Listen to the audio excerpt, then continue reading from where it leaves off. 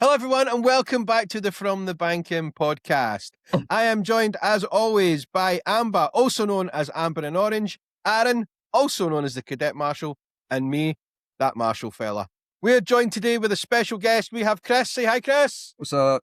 How are we doing? And today we're going to be talking about the SMRC 2026 calendar, what we're expecting, what we're hoping to happen, and everything like that.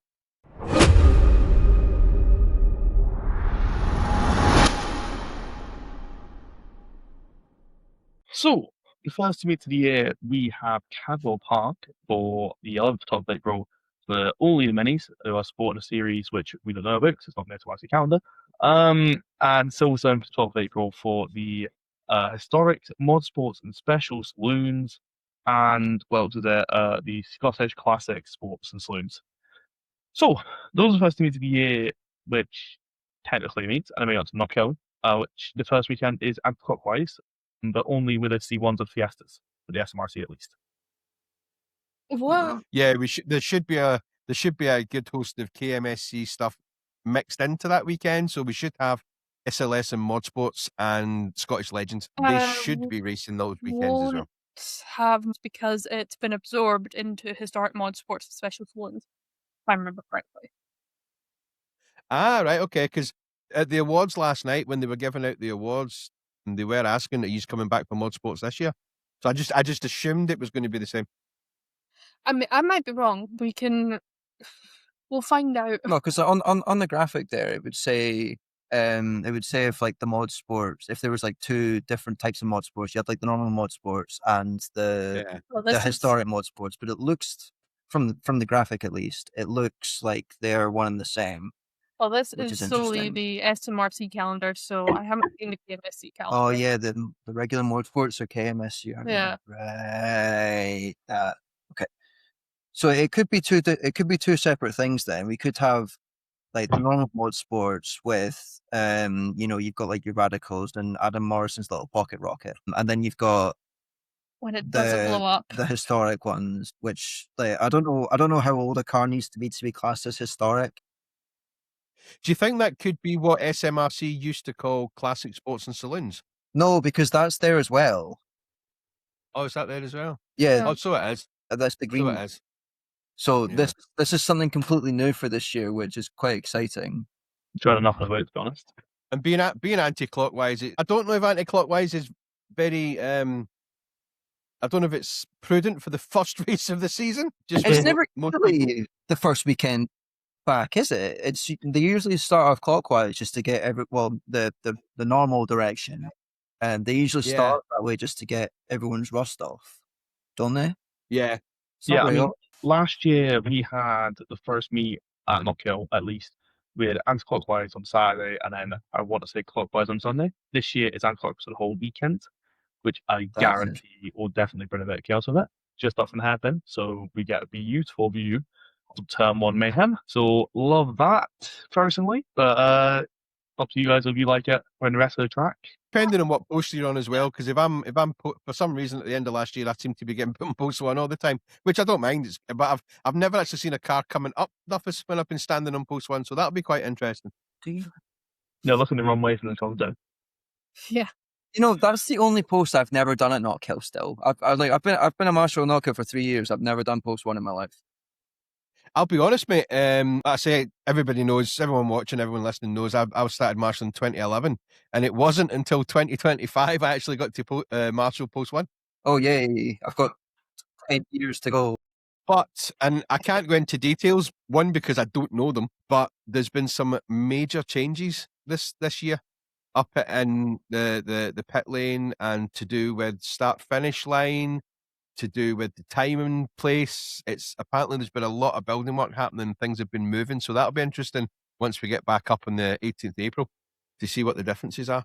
That's always fun. Like every time you go back after a long off season, you see what's been changed, what's been built, what's been renovated. That it's like a spot the difference puzzle. It's fun. I know race control was basically ripped apart and put back together. Yeah. I like race control. Race control is pretty. I mean, last year it was pretty straightforward. Just go up, open the door, and it's sort of an L sort of shape you went in. So that'll be interesting if that's changed. I'm not going to change that much, but How regulations. many yellow flags / safety cars are we gonna get on that first weekend? Well, I think we should talk about reds first, because there was quite a lot of those at the last meeting, wasn't there? The actual last meeting of the year, I think we only threw one red flag in. Didn't go back on post after that. On the Saturday, there was quite a lot in the morning. On Saturday, there was quite a few. Your mate Kelso. Yeah. Love you, Liam. I'm not going into this one. I'll just turn my microphone off for this one. Yeah. That's all we're saying on this. It's like, we love you, Liam. God bless you. I think we've got C1s. And do we? Oh yeah, we do. Yeah. We've got C1s and Fiestas. Nice. C1s are notoriously top heavy, and coming. They love to roll. Yeah. Love. And sort of coming down and round the hairpin, I think we may have a couple. I don't know when, but I think we'll have a couple. They only roll if they hate each other, though. You know, like. Yeah, I think it's going to be a case of somebody getting a wrong line and getting a nudge. And like you say, Amber, you're going round the corner, but you're going downhill, so the inertia's pushing you out to start with. Mm-hmm. Yeah. And if you're top heavy and you get a nudge, you're kind of going towards post 8. You know what I mean? Yeah. Yeah. Cool. If we're getting back on topic, also that Alex Scott meet you mentioned, we get crossed to the minis on the 2nd and 3rd of May. Because of the mentioned date for the first not filming, that's 18th, 19th of April. And then the first sort of big meet in Knock Hill by the side of the fence, or by the looks fence, is the 16th, 17th of May, which is the first clockwise meet in Knock Hill of season, which has pretty much everything, I think, apart from the minis. The minis. Yeah.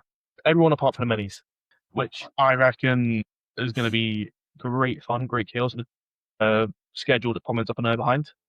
Yeah. That's going to be a busy weekend because, like, you've got the 4 SMRC championships, and then you can assume you're going to get Legend, you can assume you're going to get Mod Sports, and you can assume you're going to get SLS. Yeah. That's going to be a busy weekend. And it's the first clockwise meeting of the year, and it's the first meeting of the year for what? Classic Sports and Saloons and Historic Mod Sports. Well, the first meeting at Knock. Everyone at that meet has had a meeting, but the Historic Mod Sports and Special Saloons and Classic Sports and Saloons, Silverstone is their first one, which is a bit random, by the way. Yeah, in a Scottish Championship. They're probably supporting like a bigger historic racing championship. Is it the Silverstone Fest? I think that's actually I think that's closer to F1. Let's look at. If we're going by the logo that they've put on the calendar, it looks like it's the full GP circuit. Yeah. I'm saying Mod Sports and Classics full layout at Silverstone.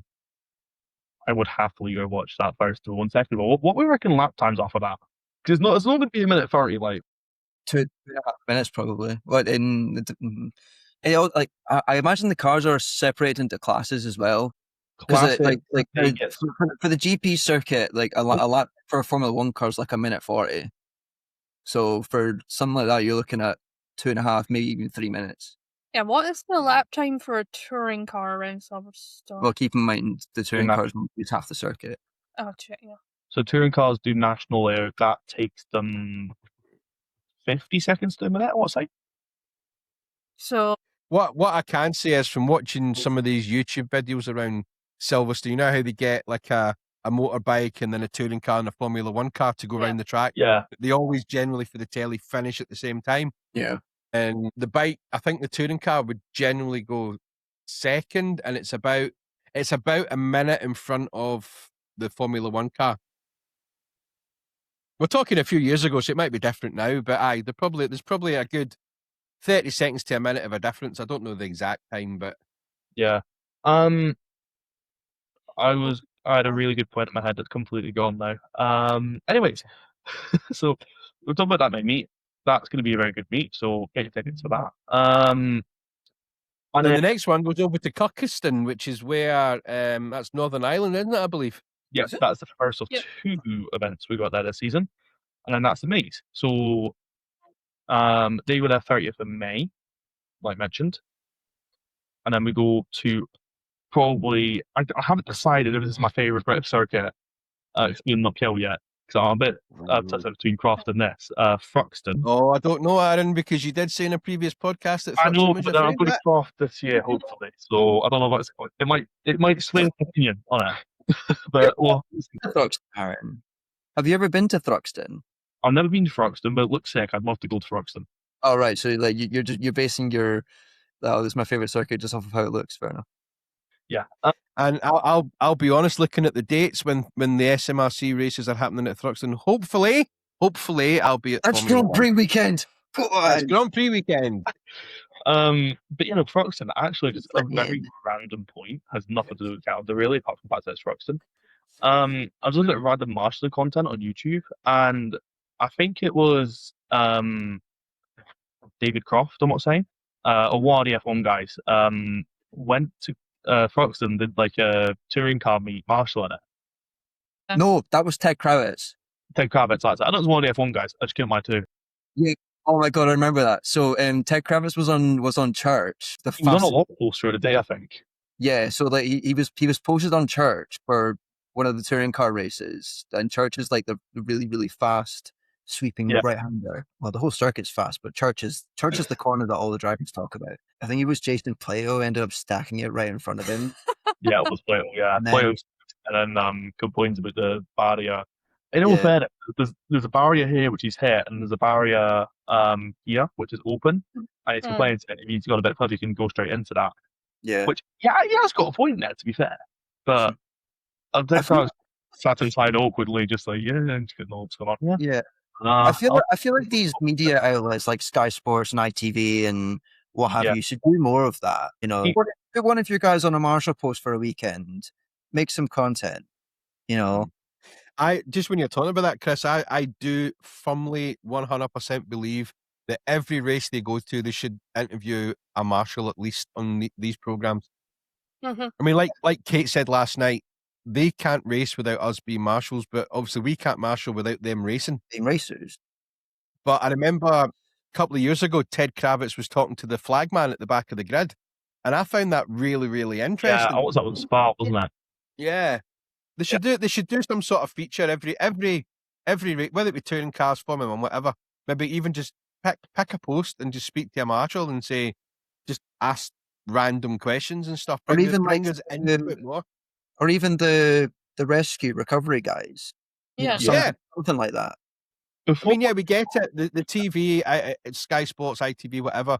We know that their main focus is the F1, the drivers, the team principals, whatever.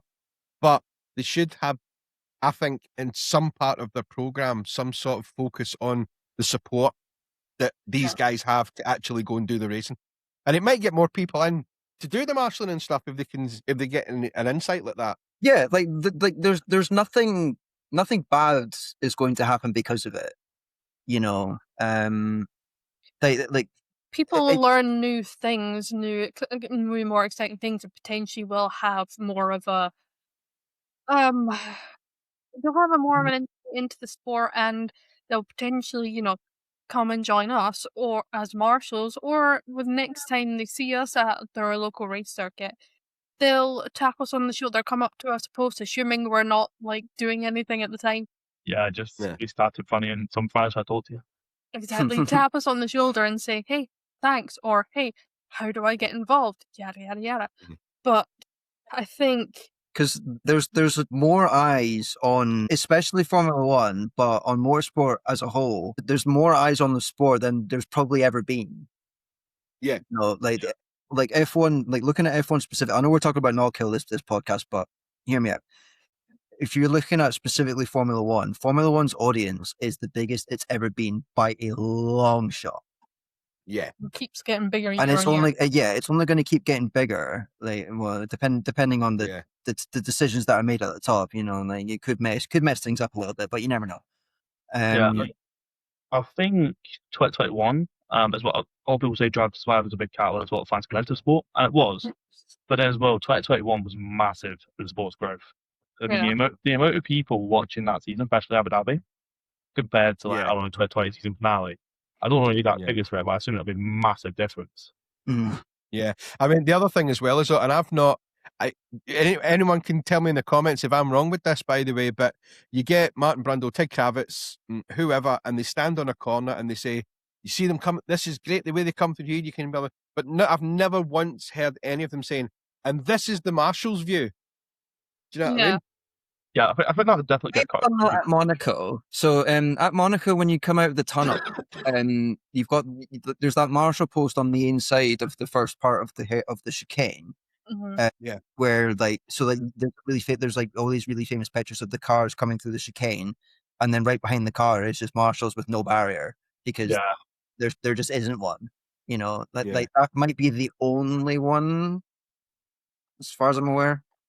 That is a dream marshal post, not gonna lie. We'll talk about that another time. We're getting off topic. We were talking about Thruxton.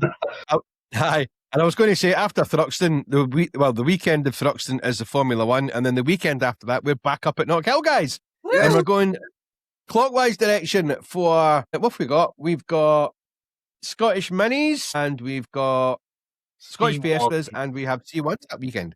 That's crazy how the first time Minis are at Knockhill this season is in July. This is They're very allergic to Knockhill this year for some reason. I heard a bit of talk about this as well with the Minis. It's a Scottish Mini Championship, and they've got 7 rounds, and 4 of them are outside of Scotland. I mean, do you think it's maybe a case of going where the money is? There will be reasons, I'm assuming, behind it. Kirkiston does not count as Scotland before you say anything. It was closer. Kirkiston's not out. That's like saying Croft is Scotland, and you're going to offend a lot of Yorkshire people by saying that. It is, because half of the Scottish marshals go down there every single year. Talking about you, you know who you are, traitor. Ooh. I'm not going every single year. I'm not even been yet. I mean, I'm going to for the first time, but I'm only marshalling for a year. Saying that though, how many SMRC marshals do you see with Croft marshals? Quite a lot. I only see the assembly guys on the fair. They are nice. Yeah, like we love the Croft marshals. The Croft marshals merchandise is really nice. So any of you going over to Northern Ireland for the Kirkiston one? Oh God, no. 25th of July? I would love to, but I think if I turned around to my mother and said, "Mum, let's go to Northern Ireland to watch the Scottish Mini Cooper Cup," I would get shut down very, very quickly. But seeing the 25th of July, Aaron, you won't be at school. It'll be the summer holidays, so you've got loads of time. I'll just go ask. I'm going to pull out himself. The next one is the 15th of August, and it's anti-clockwise at Knockhill, and it's Mini Coopers again. Anti-clockwise, as you heard. I think we're going to have the same problem as we had with the C1s that we did with the Minis, just going anti-clockwise. But so God bless whoever's on post. Sorry. God bless whoever's on post 9. I reckon it might have been on purpose, putting the C1s on the Sunday for that meet, when they go in clockwise, which also that meet is catering one. And while we're talking about the summer meet, not the summer meet, at the point, as mentioned, July will be absolutely lovely because it's the meet where basically everything moves. As far as I'm aware, I'm not sure if it's the same on post, but in assembly, the tarmac just starts melting. So you put your boot on, pull it up, and you see on fire can pull up. Lovely. Just a point for the 15th and 16th weekend at Knockhill. One, it's a split weekend, so you do both directions. But at least for myself and Amber, that's in the middle of a triple header potentially for us. I was just about to say the weekend before that. Is that not touring cars at Knockhill? Touring cars at Knockhill. Mm-hmm. So, touring cars at Knockhill. Get your tickets. Knockhill.com/tickets. Whatever. It's worth the money, I promise. Invoice me later, Gordon. It's okay. So the 8th and 9th of August is touring cars at Knockhill. The weekend after that is Formula E in London, which we might be going to. And then the weekend after that is Formula 1 at Zandvoort. I'm crossing everything for that one for you. Yeah. So that's going to be a busy triple header for some people. Yeah. And then just go for the quadruple, guys, and go down to Croft on the 22nd and 23rd. No. I'm pretty sure that's the weekend of Formula One at Zandvoort, so probably not. Yeah, actually, to be fair. Yeah. It's okay. We'll go to Donington on the 20th of August. Yeah, just stick around in the Netherlands for a little bit. Just fly back on the 29th, 28th. Go to Donington for the 29th, then just go back on. We'll make a quick stop at Midland. What's it called? East Midlands Airport or whatever. Yeah, I mean, I have a quick layover. Can't I get home in time? Oh, race car. I mean, Donington is like a literally how our brain works, Aaron. Is we just go, oh, we can't make it. Oh, race car. Oh, Donny. I wonder how many people at the airport have just coming to land or taking off and just going, oh, there's a touring car down there. There's only two reasons really to go to East Midlands Airport. There's Donington Park for the racing, and then there's Donington Park for download. That's it. No, there's two reasons. There's Donington Park National and there's Donington Park GP. Okay, so there's three reasons. There's Donington Park, there's the two Donington Park layouts, and then there's download. Yeah, fair enough. That's also at Donington Park, so you can just look around while you're there. It's basically Donington Park. Yeah. Oh my god! Could you imagine a race meeting at Donington Park on the same weekend as download? The noise complaints would be out of control. For those who don't know what download is, it is a music festival. Yeah. Right. And do you know what? Just looking at the calendar here, the weekend after Donington, or the next meet after Donington, it's a split one. So the 12th and 13th of September, we've got track action at Knockhill as well as Castle Coombe on the same day. Ooh. Yeah, so basically the Scottish Championship splits itself between Wales and Scotland. In Scotland, we get the C1s and the Fiestas, which I imagine will be great fun. And that's not sarcasm, I promise you. I love those. And Castle Coombe, they get the classics and the mod sports. They get quite a few away trips this season. I just realised that, by the way. They get 1, 2, 3. They get 4 away trips. Now I'm wondering, Aaron. I can't guarantee this because I don't know and I'm not in the know. But I'm thinking the historic mod sports may be the majority of the entrants are maybe from England or somewhere like that. They're only competing in the SMRC. It's maybe financially better too. It's again explain why they're season openers at Silverstone. Well, say they live near Donny or whatever. They're kind of in the middle for Silverstone. Yeah, that's a good point actually. Yeah, that kind of stuff. The historic motorsports, they start the season at Silverstone and they finish it at Castle Coombe.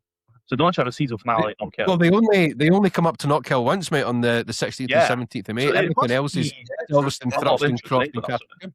Because they get one meet in Scotland, 1, 2, 3 meets, 3 meets in England, and 1 meet in Wales. So basically just British. Sorry to jump in, Aaron, but I think you're getting Castle Coombe mixed up with Anglesey. Oh yeah, I think I might be. I have no idea. It's not Wales, mate. Do you know where it is, or? It is. It's in Upper Castle Coombe. It's in Castle Coombe. Castle Coombe, very useful. Let me have a look. Hold on. Where? It's like saying, oh, where's Donington Park? Oh, it's in Donington. Castle Coombe is in England. The town of Castle Coombe is, I assume it's a town, is in Google Maps. This is when you go on. It's just like a massive city. Yeah. So I'm thinking it's maybe financially better to compete in the SMRT, but because they live further south, it's better to That's very useful. Just have the series down there. Yeah. So, Sean, you were saying? I'm just going to do directions with Cat. I was saying, I think, I don't know for definite, but I think it's probably going to be most of the historics and what's that other one? Sports and Saloons. Maybe they live south of the border and it's financially better to compete in SMRC, but they live closer to these other tracks, so they've maybe incorporated them into a weekend down there if they've not had a big enough selection of things for racing for the day or something. It's maybe just an add-on.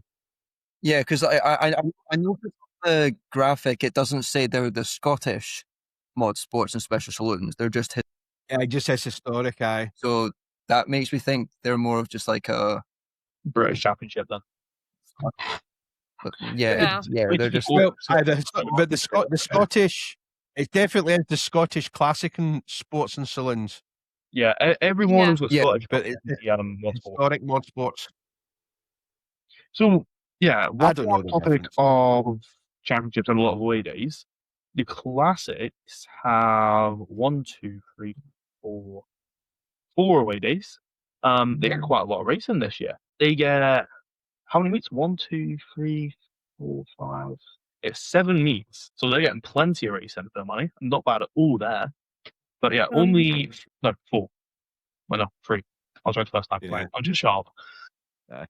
And then after that, we've got the very anticipated 26th. Is that 28th? I can't see. Having my glasses are rubbish. 26th September, which starts off for us at 7 a.m. in the morning as usual, but will not complete until approximately 9:30, 10 o'clock at night. Oh, it's the night race. I night forgot about this. So there is nothing been 100% confirmed yet. 'Cause I was talking to the Chief Marshal last night, but it all depends on Marshals' numbers. So if there's any Marshals out there that want to come up to Knockhill on the 26th of September this year for the first ever night race up there, that would be absolutely fantastic, because if we can get the numbers, then the day can be split, i.e. you could be in the morning, have a decent break, and then go back to the evening. If we don't have the numbers, there is a slight possibility that it might be on post at 8 o'clock in the morning, a small lunch break, finish for 5, and back on post for 7 again until the 2 40-minute night races are finished.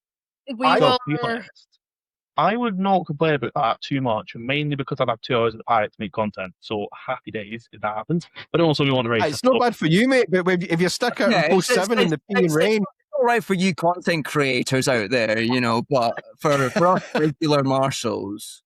I've got to wave a flag or be ready to go shit and run. Yeah, no, I'm basically to dumb it down for anybody out there. Their job is to actually do there's a crash, go wave a flag, or go see the drivers. Right. My job is park here, don't crash, go out, race. That's my job. You're so spoiled. That's all I can say. So spoiled.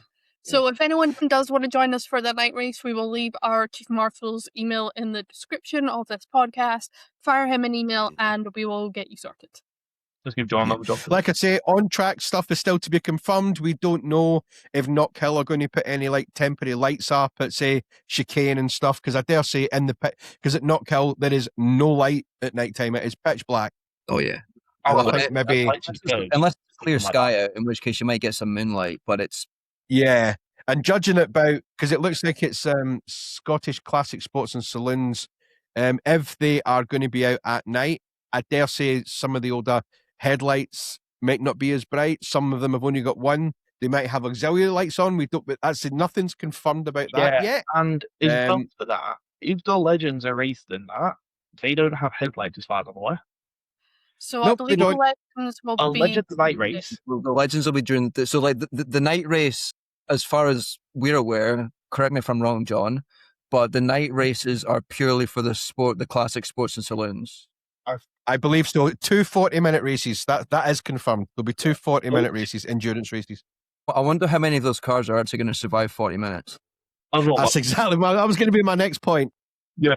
But yeah, on the topic of endurance stuff, actually, just while we are getting a first of the night race in Knockhill, is there a possibility of just branch out and get obviously today we had the 4 hours in Abu Dhabi at the time of recording at the very least. Is there a chance stuff like that happen in the future? Like multi-class racing? At Knockhill? Stuff like that maybe. 4-hour races, events, just stuff like that. Because it's not going to be all on the same scale. You're not going to get all these prototype GT. That LP2 just they're far too big. They're far too big. If you're looking at multi-class stuff for Knockhill, you could maybe throw. We were talking about this a couple of years ago when the grid sizes were really small. If you put all of the SMRC championships, the C1s, all the single make championships, the C1s, the Fiestas, and the Minis, you put them all on the same grid and just have a big multi-class race. Yeah, the C1s did that as well, I think, in an endurance race. The video actually, but had 2 different ones. Did we not have Minis and Fiestas racing at one point up at Knockhill? I can't remember. Yeah, so there was one weekend where we had to mash them together because the grid sizes were too small. Yeah. I think as well, like you were saying before, there's also where Knockhill is. Mm-hmm. So a lot of these multi races that they have are down south are easy to get to. Mm-hmm. With Knockhill being a good hour and a half up from Glasgow, a lot of these people that are going to race, it's probably a wee bit further out their way for that type of stuff. Correct me if I'm wrong, guys. That's just what I thought that I had. The nearest town is Dunfermline, so, and I don't even know how long that takes. But yeah, I think, well, actually, the nearest city. You see Dunfermline from the circuit, but it's still a decent driveway because Knockhill is in the middle of bloody nowhere. But I suppose also Mon is in the middle of nowhere. The Nordschleife is in the middle of nowhere. Yeah, and like that's just how race circuits used to be built. Yeah, basically, if you drive far enough out in the countryside, you'll find a racetrack at some point. Yeah, I mean, like, Forst is a good example of that as well. I mean, like, didn't Mikey Doble talk about this? No, that's a couple weeks ago now. Yeah, true. Yeah, but like you know, like I'm sure him and all the and him and like it's not just like a him opinion. You know, like some circuits are just a pain in the bum to get to because of where like, and obviously it depends on their circumstance. Like I'm sure Aidan Moffat's got a much easier time of getting to Knockhill than Mikey Doble does, but you know. Do you remember a few years ago, Chris, that Jason Plato used to come in a helicopter because he couldn't be bothered with the drive? No, that was before my time, but that sounds like what Jason Plato would do. So basically, at the Sunday Don't Kill Me this year, we're just going to be getting like the first like F4 race going on. I'm talking about F4. It's not hearing, what is that? The mini race going on, and it's just coming down from the bottom. Jason Plato was landed on the commentary tower. Where would you land that helicopter anyway? There's nowhere to land it. You land it in the field behind Hairpin, usually. So basically, you just in the sheep field. Yeah, they have an arrangement with the farmer and touring car. Well, they used to when they used to come in the helicopter, it would land there. I'll tell you what that agreement was. I'll tell you what that agreement was. Go on. Money. Oh yeah. I'm sure. Do they not? Is that not where they land the medical helicopter for touring car weekend as well? I didn't think we had one. Maybe we didn't have one this year, but we have had them in the past. You should have a medical helicopter. Yeah, I've not been doing this long enough to know all this stuff. But then, to be fair, I mean, I can wake up on the Sunday, the touring car Sunday, jump in my car at 5 o'clock in the morning, go to McDonald's in Dunfermline, and I'm back at the track for about 5:30. So it's it can't be that far to a hospital, right enough, if they really had to blue light it. Yeah, so there's the Queen Margaret Hospital in Dunfermline is just off the motorway, more or less. You have to go through Halbeath a little bit. Yeah. Before you actually get into like Dunfermline town centre. And then it's serious enough thing. I can say Queen Margaret's close hospital. Whether they would allow you in, though, because they don't have an A&E unit in that one. So the close hospital, which has an A&E unit for Knockhill, is actually off of the Kirkcaldy, which is around a 30-40 minute drive. Oh, that's the one my uncle works at. Yeah, but that would be a 30-40 minute drive without blue lights on, because remember these guys are blue light trained. About 10, 20, 20 at a push. But an A92 can be A92 can be a bit scary sometimes, but I reckon we get away with it. Well, if it's serious enough, you'd probably go to Nine Mills Hospital in Dundee. No, it's too far. Yeah. Well, I mean, the closest to the initial hospital probably Edinburgh, wouldn't it? By the time we've gone to the initial hospital, being told, this is way too serious for us, they would call the medical. Yeah, so like at that point, then you would transfer. Yeah, they would call the medical hospital, and they would learn to I like how this podcast is with the SMIC calendar who are talking about the closest hospital to Knockhill. That was why in the message I said we'll try and make it 30 minutes-ish, because I know it will go for an hour. Yeah, no, there was no, like, as soon as you invited me on, there was no shot. Well, do you know what, Aaron? We've actually made it to the last date now. Yeah, we have made it to the last date. We made it to the season finale. And hopefully in 2026 we will actually get some proper racing on the last meeting this year. Because I think I should be coming to end news at the Kill on the 10th of October 2025. Whenever we see fog, though, we're slightly traumatized. Because that was not a fun day. I mean, I walk out my house in the morning in the winter, I just get like fog in my face, and I just get flashbacks. The good thing is we've got all the classes. Well, we've got Everyone but everything apart from the historics. Scottish It's just the Championship for historics, that. isn't it? Everything apart from the historics. So at least we've got a more or less full grid for a full content for the last weekend, as well as KMSC. Yeah. Just to remind everyone that everything we've talked about, there is always KMSC as well as SMRC. Yeah, we've all looked at the SMRC stuff, but just to add on to that with the season finale, you do get a live stream for that. So if you don't get tickets to it and you sign it on board, you get a full day live stream for it. So I remember this year, not this year, last year, at Set 5, when we had the season finale, the live stream stuff on YouTube, if you go on the SMRC's channel, and it's just the day's schedule, what it's originally going to be, and then it's racing delayed to 12, and it's the new schedule, they may got the new schedule, that's delayed till 2, and it's eventually just got us on the track, just covered in fog, racing cancelled. Yeah. I mean, to be fair, I don't know if you get it for Formula E guys, but there is the Sportity app that they use for Formula One. Yes. And generally, Race Control will update that straight away. Yeah. That was how I got a lot of the information for the last meeting last year. It was all from... Yeah, I use that as well. It's really useful, because especially in assembly, where we're getting the grids and all that, normally we have to run up to Race Control, get grids, come back down, do it all down on a fin, which is what you're meant to do, really. But if you haven't got that time, you've got Spot the app, you just go on that, get the grid up. It doesn't really look good if you're on your phone. Car come down, oh, where are you? You're on your phone doing it. But if it works, I guess. I think with doing that, it depends on the post chief, actually. But once you can also have that, and it's just a useful app as a whole, to be fair. Instead of being on your phone, if anyone's got like a tablet or something, you could take it. It looks a bit more professional if you're going through an iPad, doesn't it? Yeah. Let's go around and my tablet and just you just put the tablet on like the post chief clipboard, and it looks like you're just using your clipboard. Or just get like a paper thin phone. Yeah. Yeah. But yeah, it'll be interesting to find out how it all works out this year with all these movements and refurbishments that Notkill have done to the circuit. It'll be quite interesting. Yeah. But that is the SMRC calendar we've looked at. Of course, within that, we do get, like we said, KMSC stuff, like SLS, Legends, what was the final one? Mod Sports.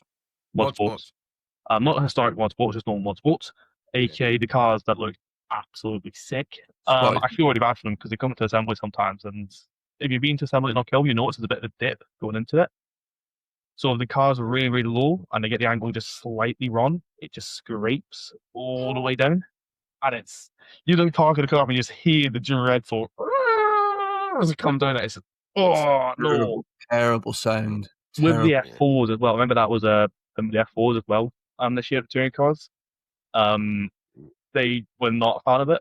I don't think many of them scraped, but they weren't because a fan of how much it dipped. But it's because the cars are so fragile as well. Like you could probably take a front wing off just by kicking it.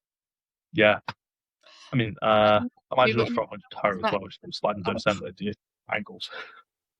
But yeah, I feel like so dip in the ground for the me personally, I am really, really looking forward to this year, and I think it's going to be quite a good year, as it always is at SMRC. To be fair.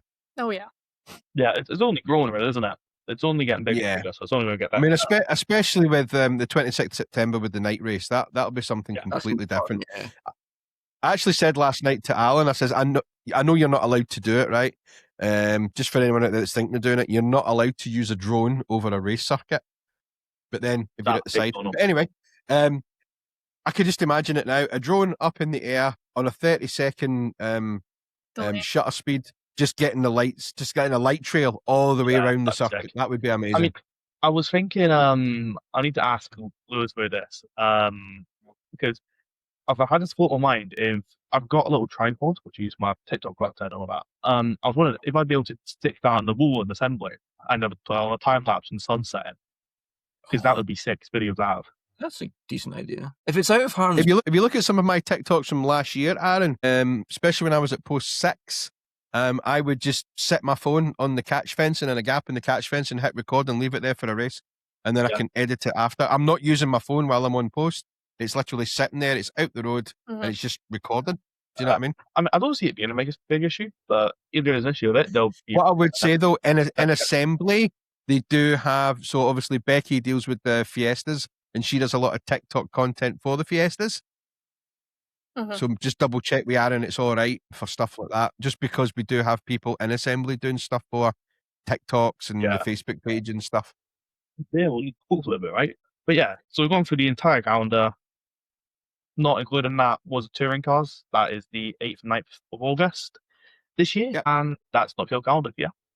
Can I ask? And like Chris said earlier on, if anybody's wanting to go to any of these SMRC events, or even the touring cars, you can go into knockhill.com/events where you can buy your tickets. You can also buy your gold passes and all that kind of stuff.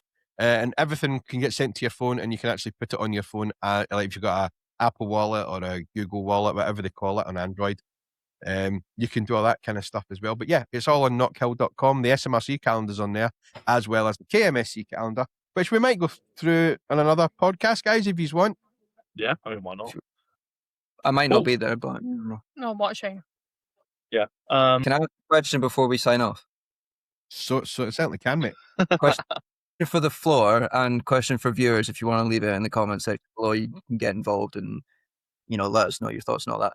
Out of all the Knockhill weekends that you see there, which one is everybody most excited for? The 11th of 12th of July, mainly because tarmac starts melting and everybody's way too hot. I like to fight as well. It's just a fun meet as well. You normally get good racing for it in assembly as well. Pretty much every single driver's in their car. There's any sort of delay, they'll be sat in the car like, what the hell's going on? No, we do tell them. I promise we do tell them. They'll be sat in the car. It's way too hot. I'm not going yet. I'm boiling.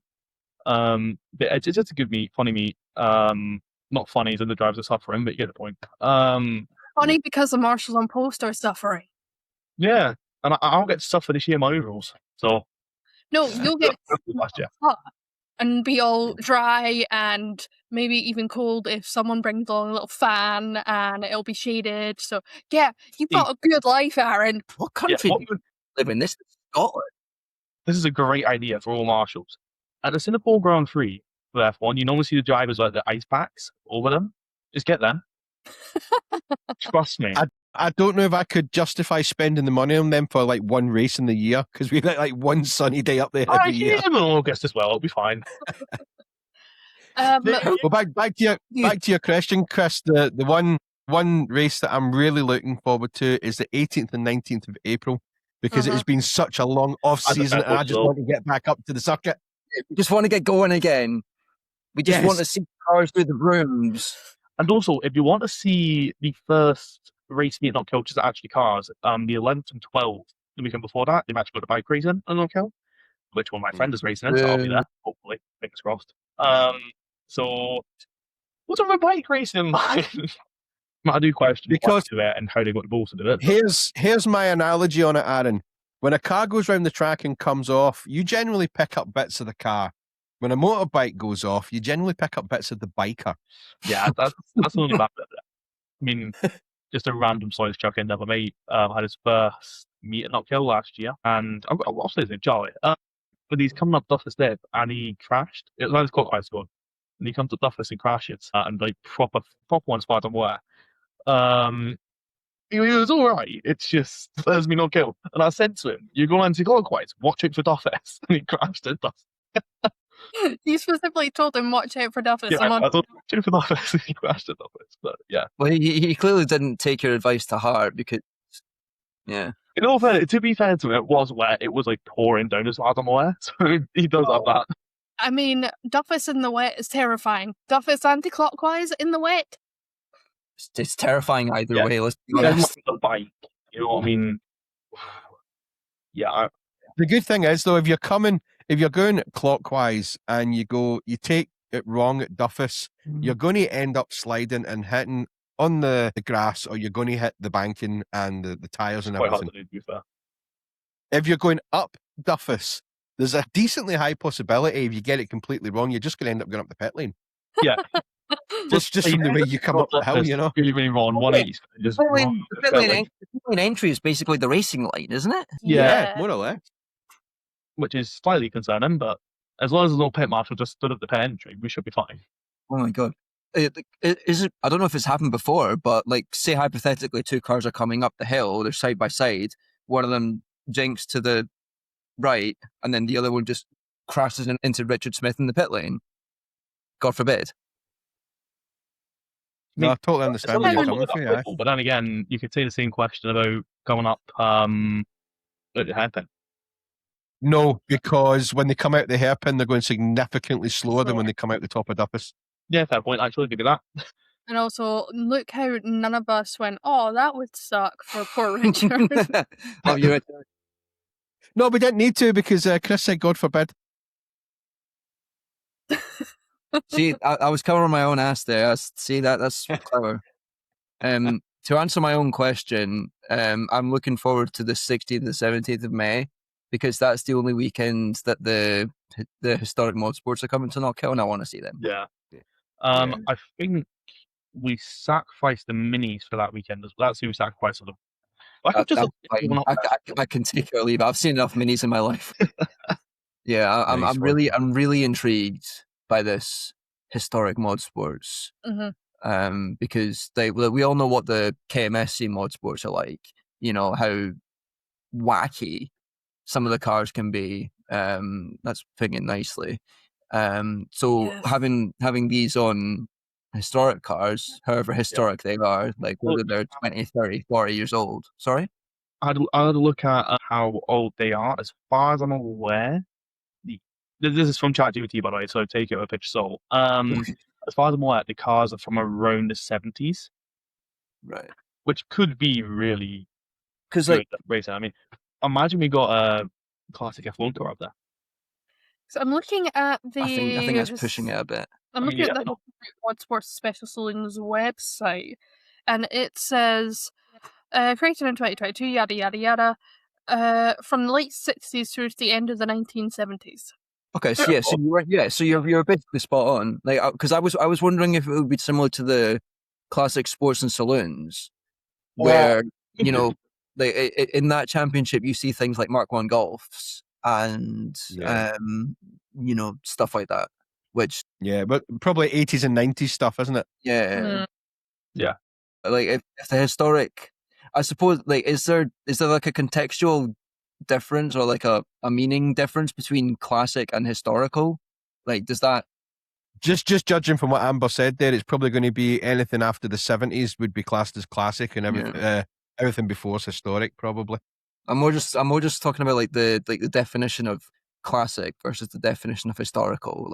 Are they one and the same, or are they two separate things? I'm trying to think the best way answers to on a postcard, please. Yeah. My answer on a postcard would be, say, as John said, anything from the 70s backwards would be historic. So, you know, things you'd see at the historic Monaco Grand Prix or the Goodwood Festival of Speed. And just don't let Charles Leclerc drive anything. Revival or whatever it's called. And sort of everything forward from the 70s forward, maybe till about the 2000s would be classic. God, are 2000s classic now? Yes. Mate, I'm not being funny. When I was down in London not long ago, they had a PlayStation in a museum. That was my first ever console. Jesus. Yeah. And it wasn't even the original PlayStation. It was the PlayStation 2. Does Aaron even know what the original PlayStation looked like? No, not a PS2. I know because I had one. Right, okay. We'll allow it. And that's been our 2026 calendar for the SMRC with some added extra bits in there as well. Big thank you to Amber. Big thank you to Aaron. And of course, a big thank you to Chris for coming in on this one. Thanks very much, Chris. Much appreciated. Thank you for having me. It's been a blast. Thank you very much. And we'll see you all next week. Like and subscribe and comment and all that good stuff.